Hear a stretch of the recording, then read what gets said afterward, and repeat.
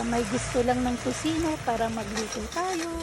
Sa recipe ito ay gagamit na ako ng Mamacita Tocino Mix. 2 pakete ang gagamitin ko. Pero hahaluan ko pa rin siya ng 1 tasa ng morenang asukal, 1 kutsaritang paminta. Bindisyonan ko din ng cooking oil para maging mistisa. Lagyan natin ng food coloring na kulay pula. At saka syempre pineapple juice. Haluan ko na din ng mga pangontra sa aswang. Haluin lang ng mabuti at ibuhos na sa hiniwang mga baboy. 2 kilo nga pala ito ng tontoro. Bandang pisngi ng baboy nga pala ito. May halong taba pero malambot pag piniprito. Haluin lang nating mabuti yung marinade sa baboy at kapag nahalo na ng mabuti ay ilalagay lang ito sa isang lalagyan na may takip at atin itong imamarinate for 2 to 3 days. Ganon talaga katagal dapat i-marinate para mas masarap. Syempre kapag may tusino dapat meron ding atsara. Atsarang labanos ang gagawin ko. Binalatan ko lang yung labanos. Pagkatapos ay hiniwa ko ito ng julienne cut or yung ganito, yung maninipis na parihaba.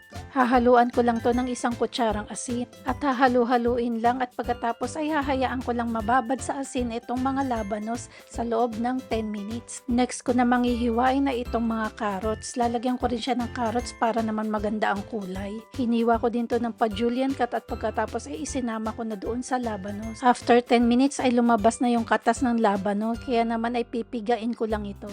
After mapiga ay huhugasan ko pa ito sa malamig na tubig. Huhugasan ko lang hanggang sa matanggal yung mga asin para maiwasan ang pagiging maalat ng ating pickles. After mahugasan ay salain naman natin ito para matanggal ang tubig at muling pigain.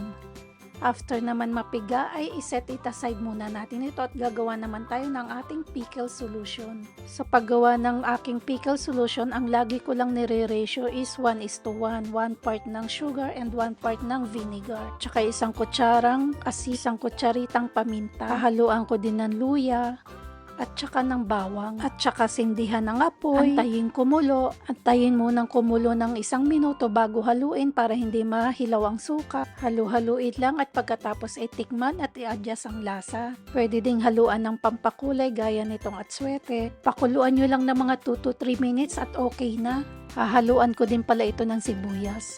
At ibuhos na yung pickle solution dito sa labanos. Haluin lang mabuti at dapat lubog sa pickle solution yung mga labanos. Palamigin lang natin ito at pagkatapos ay takpan at atin itong i-refrigerate. I-refrigerate natin ito ng at least 2 to 3 days bago kainin. Ang atsara ay lalong sumasarap habang tumatagal. 24 hours later ay ready to cook na ang ating tusino. Depende sa dami ng lulutuin, pwede na yung iprito lang and it's ready to serve. Tara, let's eat guys! Unang subo for you and thanks for watching!